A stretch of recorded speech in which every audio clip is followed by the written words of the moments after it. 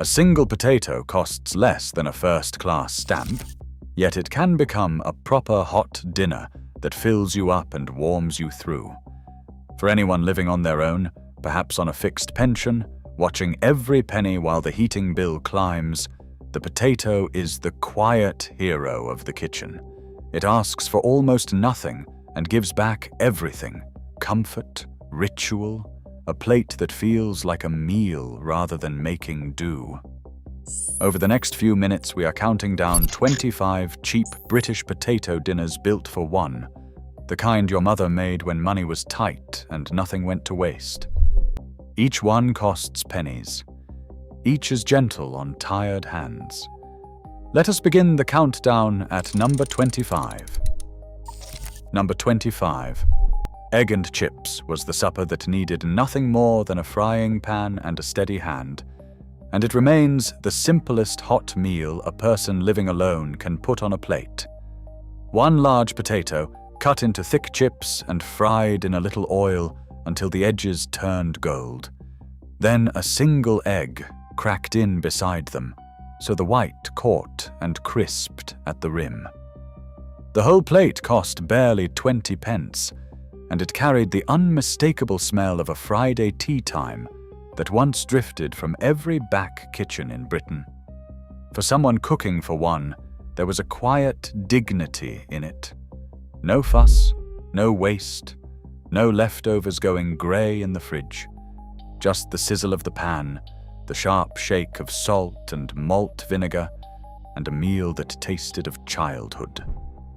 Eaten at the kitchen table with a cup of strong tea, egg and chips proved that supper need not be complicated to feel like a treat.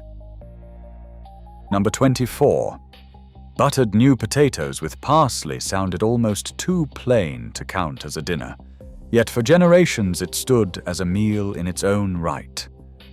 A handful of small potatoes, scrubbed rather than peeled to save effort and skin, boiled until a fork slid through them, then tossed in a knob of butter with a scattering of chopped parsley or a pinch of dried mint.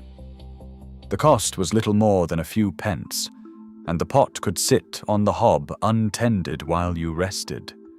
For older hands that struggle with heavy peeling and chopping, this was kindness itself. The butter melted into every crevice, the salt brought out the earthiness, and the parsley lifted the whole bowl into something fresh. Served with a slice of bread to mop the buttery bottom of the dish, it filled the stomach and warmed the bones. Number 23. Potato and onion soup was the broth that came to the rescue when the cupboard looked bare and the week still stretched ahead. 2 potatoes, 1 onion, a stock cube, and a pan of water were all it took to make a bowl that cost less than 15 pence. The onion was softened slowly until sweet, and the diced potato was dropped in to simmer until it began to break down and thicken the liquid all on its own, with no flour or cream required. The kitchen filled with a comforting steam that fogged the window on a cold afternoon. For anyone living alone, soup was the great economy, because one pan made 2 or 3 bowls ready to be warmed through the next day in minutes. A crust of bread on the side turned it into a proper dinner. Thrifty, gentle, and endlessly forgiving, it asked only for patience and gave warmth in return. Number 22. Sauté potatoes, those golden slices fried slowly in a little dripping or oil, turned cold leftover boiled potatoes into something worth sitting down for.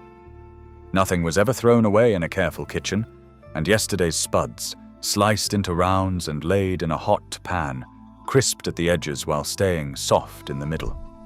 A sprinkle of salt, perhaps a few rings of onion thrown in to brown, and the supper was done for the price of the oil alone.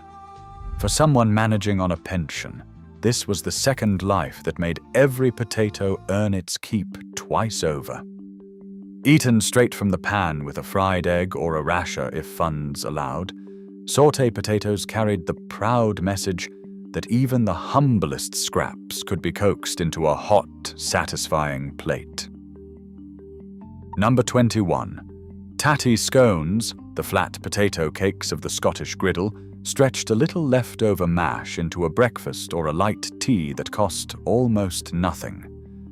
Cold mashed potato was worked together with a spoonful of flour and a pinch of salt, rolled thin, cut into triangles, and cooked dry on a hot pan until each side wore a freckling of brown.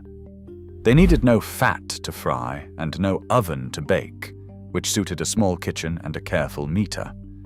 A few pence of potato became a stack of warm scones, eaten buttered while still hot or fried up the next morning alongside an egg. In tenement flats and croft cottages alike, tatty scones were the taste of make-do and mend turned into pleasure.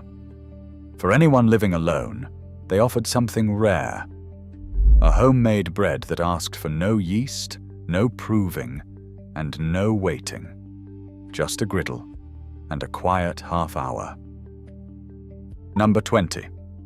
Potato cakes, known as fadge in some parts, and simply fried mash in others, were the cousin of the tatty scone and just as kind to a tight budget. Leftover mashed potato was mixed with a little flour, shaped into small flat rounds, and fried in a smear of fat until each side turned crisp and golden. The outside crackled while the inside stayed pillow soft, and the whole batch cost barely 10 pence to make. For someone cooking alone, the beauty lay in the portions, because 2 or 3 cakes were a meal, and the rest could wait in the cool of the larder for tomorrow. Served with a fried egg, a spoon of beans, or simply more butter, potato cakes turned the dregs of Sunday dinner into Monday's comfort. They were the quiet genius of the British kitchen, where nothing was ever truly finished, and every leftover held the promise of another good meal. Number 19. Leek and potato soup was the gentle giant of the soup pot, thick enough to stand a spoon in and cheap enough to make on the leanest week. Leeks were the great value vegetable, sold for pence and full of sweet flavor, and paired with 2 potatoes and a stock cube, they made a bowl that felt far richer than its cost. The leeks were softened in a little butter, the potato added with water and left to simmer, until everything collapsed into a creamy whole, smooth even without a blender if you mashed it with the back of a spoon. The kitchen smelled of slow comfort, and the pan yielded enough for several days. For an older person eating alone, this soup was nourishment without effort, easy to swallow, easy to reheat, and easy on the purse. A swirl of milk turned it luxurious. It cost barely 20 pence and warmed you from the inside out. Number 18. Mashed potato with onion gravy was the meatless dinner that nobody ever felt cheated by. A mound of buttery mash, whipped smooth with a little milk, sat in the center of the plate, while a brown onion gravy poured over the top, made from softened onions. A stock cube and a spoon of flour to thicken. The whole plate cost under 20 pence and tasted of every Sunday that ever was. For someone living alone, this was the meal that filled the corners on the days when meat was out of reach. The gravy doing the work of flavor, while the potato did the work of fullness. The onions caramelized slowly, sweetening as they browned, and the gravy turned glossy and deep. Eaten in a warm kitchen with the wireless on, it asked nothing and gave a great deal. Mash and gravy was proof that comfort had never required a single ounce of meat to satisfy completely. Number 17. The roast potato supper took the most beloved part of the Sunday dinner and made it the whole event. There was no rule that said roast potatoes must wait for a joint of beef, and for a person alone, a small tray of them was a feast in itself. 3 or 4 potatoes, peeled and parboiled, then roasted in a little hot fat until the outsides shattered crisp and the insides turned fluffy, made a plate that cost barely 30 pence, yet felt like a celebration. The fat could be saved and used again, the way every careful cook once kept a dripping jar by the stove. Eaten with a spoon of mushy peas, a smear of mustard, or simply a shake of salt, the roast potato supper carried the full ceremony of Sunday into an ordinary weeknight. For anyone who once cooked great roasts for a full table, it was a way to keep the ritual alive, scaled down but no less joyful, with all the crackle and none of the cost. Number 16. Potato hash, the great mingling of fried potato with whatever scraps the cupboard offered, was the supper that turned almost nothing into something hot and filling. Diced potato was fried until tender and browned, then mixed through with a little corned beef, a leftover sausage, chopped small, or simply a fried onion if money was tight that week. The whole pan cost perhaps 25 pence, and used up the odds and ends that might otherwise have gone to waste. The smell of frying potato and meat filled the kitchen with the promise of a proper tea. For someone living alone, hash was the master of flexibility, never the same twice, always made from what was already to hand. A splash of brown sauce finished it. A fried egg crowned it. Eaten straight from the pan to save on washing up, potato hash was the resourceful heart of the British kitchen, where a little of everything became a meal for one. Number 15. The Spanish potato omelette, adopted into British kitchens for its sheer thrift, was the dish that made a single egg and a couple of potatoes stretch into a substantial supper. Sliced potato and onion were softened slowly in oil until tender, then bound together with 1 or 2 beaten eggs and cooked gently in the pan until set into a thick, golden cake. The cost was under 20 pence, and the result could be eaten hot or cold, cut into wedges that lasted across 2 or 3 sittings. For an older person managing alone, this was a clever friend, because it kept beautifully and traveled well to a neighbor's or a club. The potato made it filling, the egg made it rich, and the onion made it sweet. Sliced into the next day's lunch with a little bread and butter, it proved that a humble omelette, given enough potato and patience, could become a meal hearty enough to satisfy any appetite. Number 14. Potato dumplings. Those soft pillows simmered in a thin broth brought heft and warmth to the table for the price of a few pence. Mashed potato was bound with a little flour and a pinch of salt, rolled into balls, and dropped into a pan of simmering stock where they swelled and turned tender. They soaked up the savory liquid as they cooked, growing soft and comforting, and the pot lid would rattle gently as the broth bubbled beneath. For someone living alone, dumplings were the great stretcher, turning a thin soup into a meal that could fortify against the cold. The cost was barely 15 pence, and the effort was small. Eaten in their broth with a slice of bread, they filled the stomach and lifted the spirits on a grey afternoon. Potato dumplings were the quiet calorie workhorse of the old kitchen, dense enough to satisfy, yet soft enough to comfort. Number 13. Cheese and potato croquettes turned leftover mash into little golden treasures that felt far grander than their cost. Cold mashed potato was mixed with a handful of grated cheese and a softened onion, shaped into small logs, rolled in a few breadcrumbs, and fried until crisp and brown. Each one cost a penny or two, yet they emerged from the pan looking like something from a hotel buffet. For a person alone, the joy was in the making of a small batch, enough for a plate now and a few set aside for tomorrow. The cheese melted into a soft, savory middle, while the outside crackled with every bite. Served with a spoon of beans or a little gravy, Croquettes were the proof that thrift and pleasure were never enemies, transforming the forgotten corners of the cupboard into a supper worth sitting down for. Number 12. Stoveies, the Scottish stew of potato and onion, slow cooked with a little meat or dripping, was the dish that simmered itself into tenderness while you got on with your day. Sliced potatoes and onions were layered in a heavy pan with a spoon of beef dripping.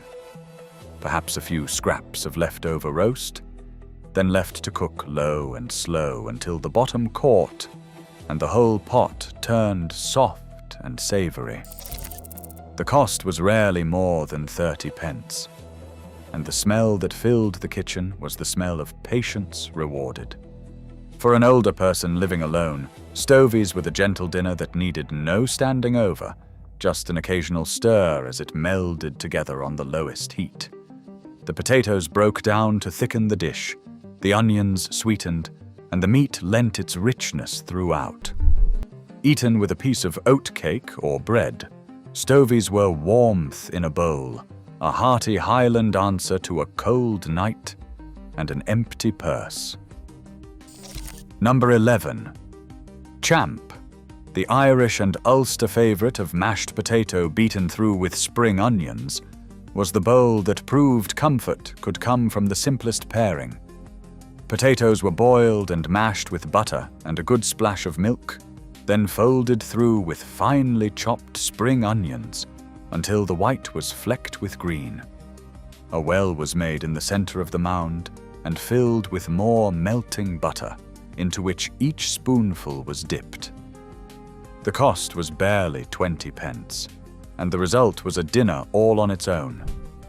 For someone living alone, champ was the meal that asked for one pot and a fork, gentle to make and gentle to eat. The spring onions lifted the richness of the mash, and the butter pooled golden in the middle. Eaten slowly with a cup of tea, champ was the kind of supper that soothed as much as it fed. Number 10. Colcannon, mashed potato married to soft, buttery cabbage, was the dish that turned two of the cheapest vegetables in Britain into a supper full of comfort. Potatoes were mashed with butter and milk, then folded through with cabbage that had been cooked until tender, sometimes with a little onion, soft and sweet, alongside. The whole bowl cost under 20 pence, and the cabbage stretched the potato into a generous, filling meal. For a person living alone, Colcannon was both economy and nourishment, using up the half a cabbage in the bottom of the drawer that might otherwise have wilted away. The kitchen smelled of greens and butter, plain and honest. A dent pressed into the top held a knob of melting butter, the old tradition that made the simple bowl feel like a small luxury. Eaten warm on a cold evening, Colcannon filled both the stomach and a quiet need for something homely.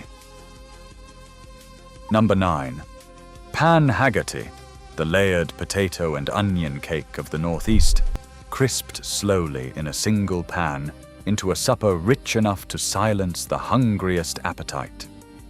Thin slices of potato and onion were layered in a heavy frying pan, with a little dripping and a scattering of grated cheese, then cooked low and slow until the bottom turned deep golden and the cheese melted into savory strings throughout.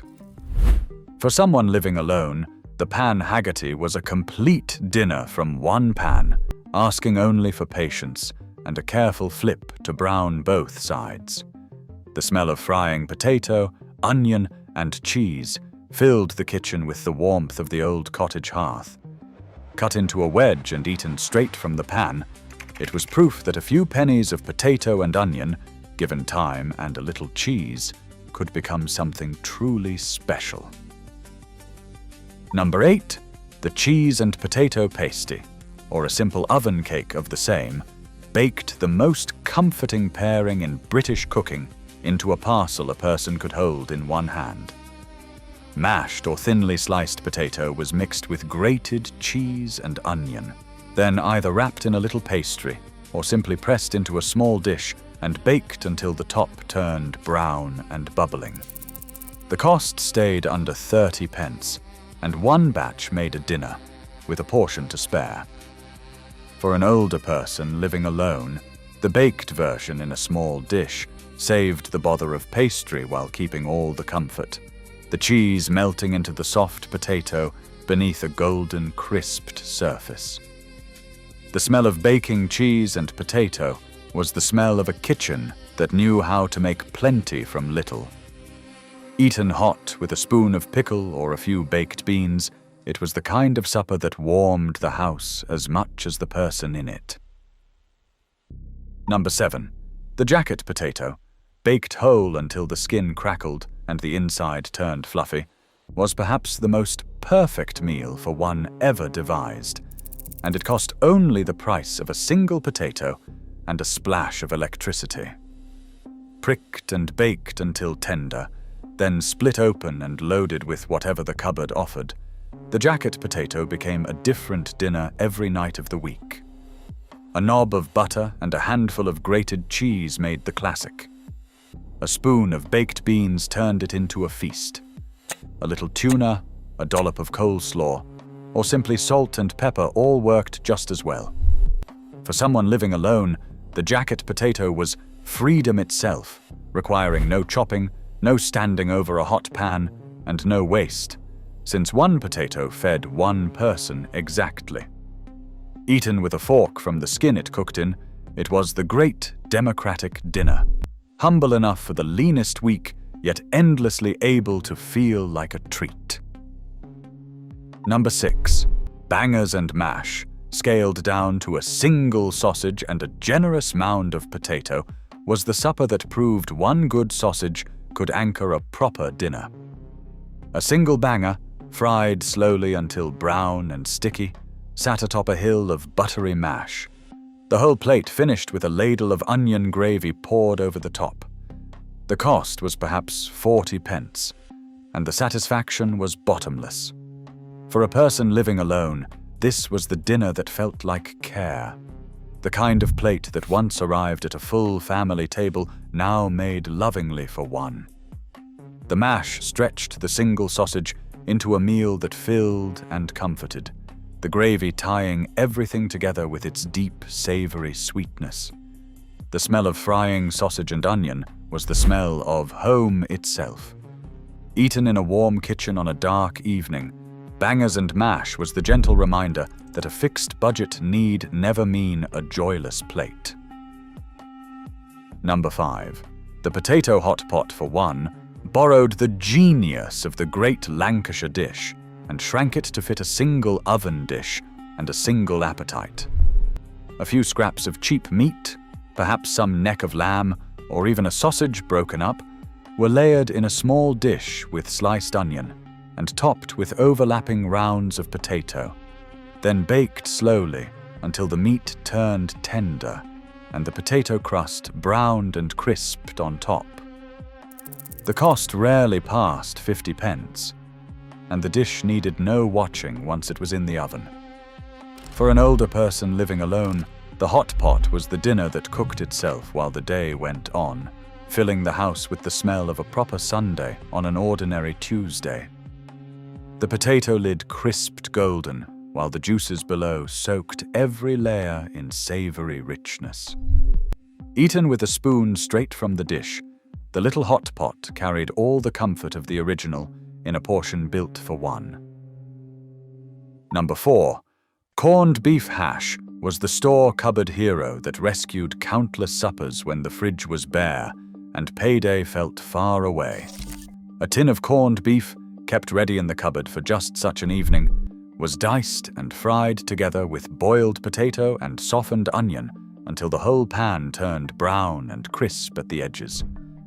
The cost stayed under 40 pence, and the tin lasted across more than one meal.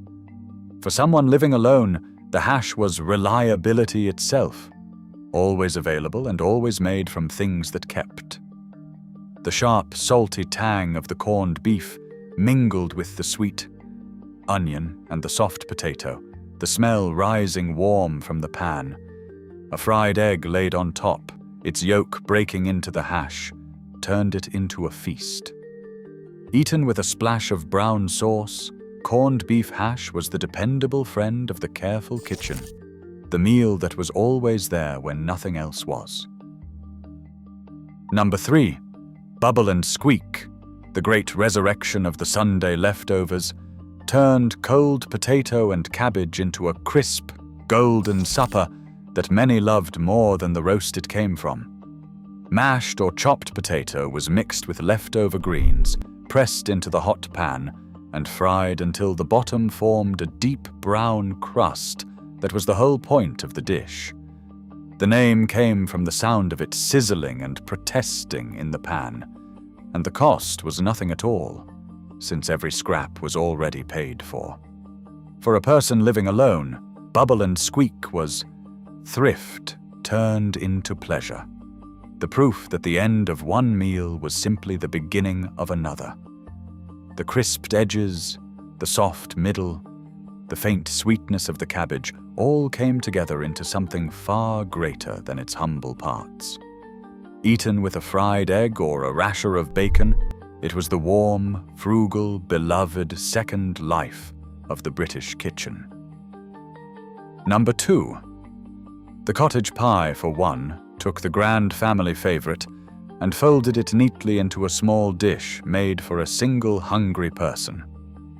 A little minced beef, browned with onion and a spoon of gravy, was spooned into a small dish and crowned with a thick layer of buttery mashed potato, then baked until the top turned golden and the edges bubbled up dark and crisp. The cost could be kept under 50 pence by using just a quarter pound of mince stretched with onion and gravy. For an older person living alone, the joy was in making a small pie now and freezing a second portion for a night when cooking felt like too much. The smell of beef and browning potato filled the kitchen with the warmth of a full Sunday table. Eaten with a spoon, the fork-marked crust giving way to the rich filling beneath, cottage pie, for one, carried all the comfort of family cooking into a portion built for solitude. Number 1. And in first place, cheese and potato pie crowned the list as the ultimate cheap comfort, a dish so warming and so beloved that it asked for almost nothing, yet gave everything. Mashed potato was beaten with butter and milk, mixed through with a generous handful of grated cheese and a little soft onion, then piled into a dish and baked until the top blistered golden and the cheese turned crisp at the edges. The whole pie cost barely 30 pence, yet it tasted of pure contentment. For someone living alone, this was the dinner that healed a hard day, simple enough for tired hands and generous enough to leave a second helping for tomorrow. The smell of baking cheese and potato filled the house, fogging the windows against the cold outside.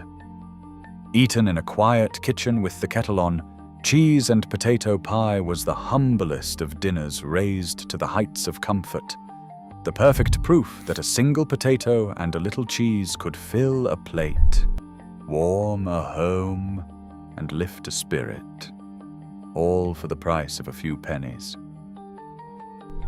There it is, 25 potato dinners that cost pennies and never skimp on comfort. Try one this week and tell me in the comments which became your new favorite. And if your mother had a potato trick I have missed, share it below, because the best recipes were always the ones passed quietly from one kitchen to the next.